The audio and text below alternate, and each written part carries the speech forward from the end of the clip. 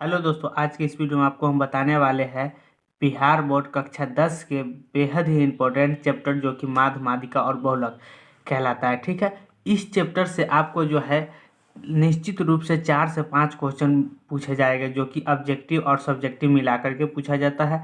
तो चलिए हम सबसे पहले माध्य पर बात करते हैं, किस प्रकार से माध्य में क्वेश्चन आता है। ठीक है, तो देखिए यहाँ पे माध्य में जो है माध्य के फॉर्मूला होता है, हम यहाँ पे लिख देते हैं, आप लोग नोट कर लीजिएगा। माध्य बराबर जो होता है, माध्य बराबर आंकड़ों का योग, आंकड़ों का योग। ठीक है, आंकड़ों का योग बाटा में इसको लिखना है आंकड़ों की संख्या।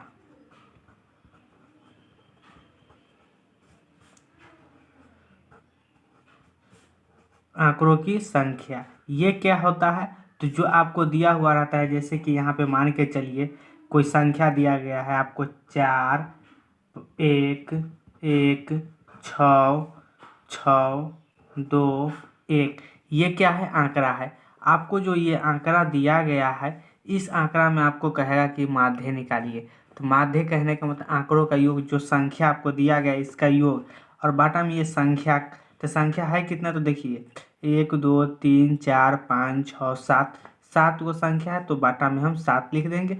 आंकड़ा का योग, इसको हम सब पहले क्या करेंगे, जोड़ लेंगे। योग मतलब क्या होता है, जोड़। तो इसको हम जोड़ेंगे तो कितना हो जाएगा, देखिए 2 आ 1 3, 3 आ 6 9, 9 6 15, 15 1 16, 16 1 17, और 17 आ 4 कितना हो जाएगा, तो 17 3 20 1 21। ठीक है, तो 21 बटा में संख्या का आंकड़ों का संख्या। तो देखिए आंकड़ों का योग हो गया 21, आंकड़ों की संख्या है कितना, तो 7। तो यहाँ इसका माध्य कितना हो जाएगा, तो माध्य बराबर 3 हो जाएगा, और ये आपका आंसर हो जाएगा। ठीक है, तो माध्य समझ में आया होगा कि कैसे निकालेंगे।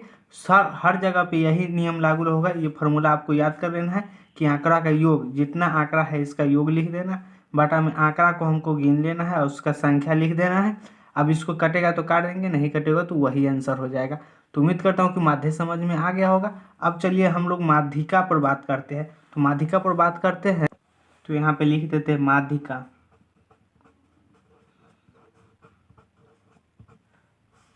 ठीक है, माध्यिका पर हम लोग बात करते हैं। तो माध्यिका में आप लोगों को नोट में एक बात लिख लेना है, नोट में लिखना है कि आंकड़ों को आरोही क्रम, आंकड़ों को आरोही क्रम में सजाए। आंकड़ा जो दिया हुआ रहेगा उसको क्या करना है, आरोही क्रम में सजाना है।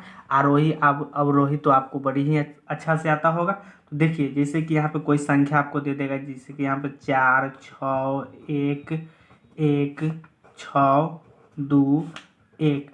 अब देखिए यहाँ पे ये जो आंकड़ा आपको दे दिया गया है, ये इसी को लिखते बस यहाँ पे 6 कम कर दिया है।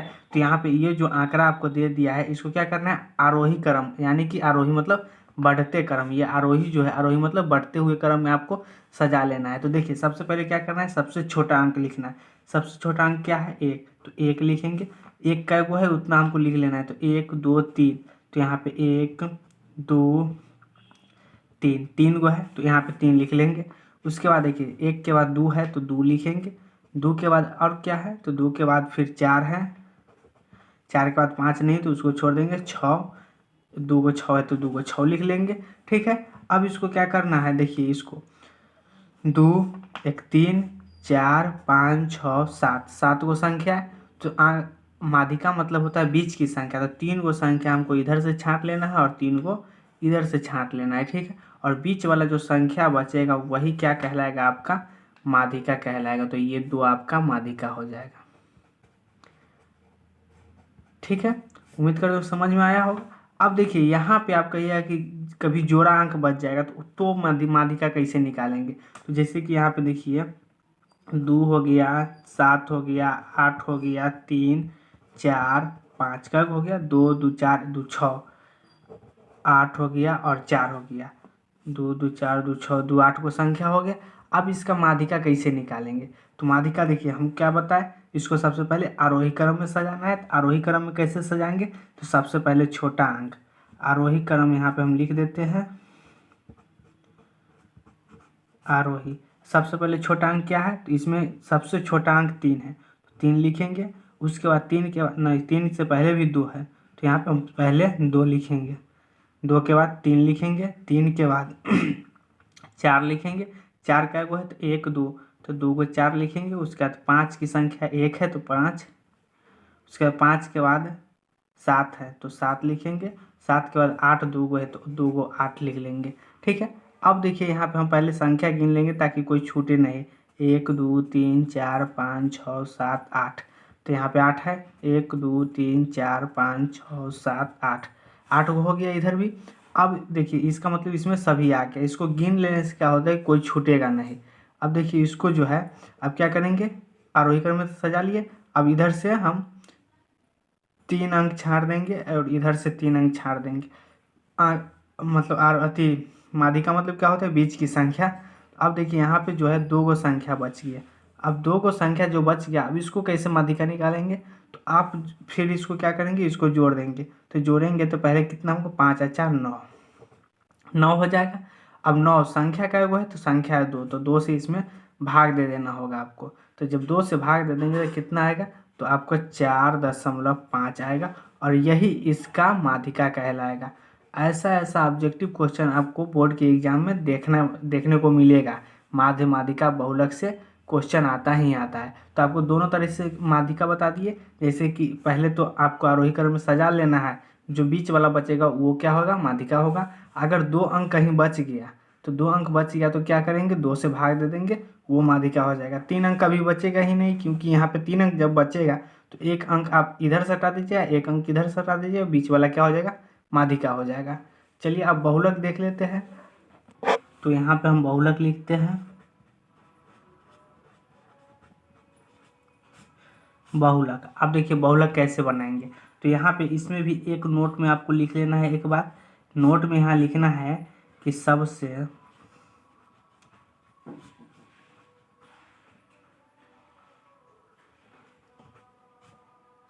ज़्यादा बार, यानी कि आए, सबसे ज़्यादा बार जो आता है उसी को हम लोग क्या कहेंगे, बहुलक कहते हैं। सबसे ज़्यादा टर्म। ठीक है, अब देखिए यहाँ पे कोई आंकड़ा ले लेते हैं, जैसे कि 3 हो गया, 12 हो गया, 4 हो गया, फिर 6 हो गया, 8 हो गया, 5 2। अब देखिए इतना ले लिए। अब देखिए इसमें से क्या करना है, हमको बहुलक निकालना है कि बहुलक है कौन। तो देखिए सबसे ज़्यादा टर्म कौन आया है, तो सबसे ज़्यादा टर्म आपको यहाँ पे देखने को मिल जाएगा। देखिए 3 एक बार आया है, उसके बाद 2 भी एक बार आया है। यहाँ पे इसमें बहुलक नहीं होगा, इसमें एक और कोई भी अंक आपको देना पड़ेगा। जैसे कि मान के चलिए 5 दे दिया। अब देखिए कोई भी संख्या, सभी संख्या क्या है, एक ही बार है, तो इसका बहुलक नहीं होगा। बहुलक करने का मतलब जो ज़्यादा बार आए। ठीक है, तो देखिए यहाँ पे 5 की संख्या 2 बार है, तो यहाँ पे बहुलक बराबर 5 हो जाएगा। ठीक है, उसी प्रकार से देखिए यहाँ पे नेक्स्ट है 6 4 3 6 9 8 6 3। ठीक है, इतना हम लिख दिए। अब देखिए इतना जब लिख दिए, अब इसमें से कहेगा कि बहुलक ढूंढ करके बताइए कि बहुलक है कौन। तो बहुलक कौन है, तो बहुलक मतलब हम यहाँ पे नोट में लिखे सबसे ज़्यादा बार आए, जो सबसे ज़्यादा बार आए उसी को हम लोग क्या कहते हैं, बहुलक। अब देखिए 6 की संख्या 1 2 3 टर्म 6 आया है। उसके बाद 4 देख रहे हैं तो एक ही है, 3 भी एक, 3 2 है, तो 2 है 3। तो यहाँ पे जब 2 है 3 तो इसको क्या करना है, हमको छोड़ देना है, क्योंकि 6 की संख्या ऑलरेडी 3 बार है। तो यहाँ पे हम क्या करेंगे 6, तो 6 जो है ये आपका बहुलक हो जाएगा। ठीक है, 6 आपका बहुलक हो जाएगा। तो उम्मीद करता हूँ कि आपको माध्य माध्यिका और बहुलक बहुत ही आसानी से समझ में आया होगा। मिलते हैं नेक्स्ट वीडियो में।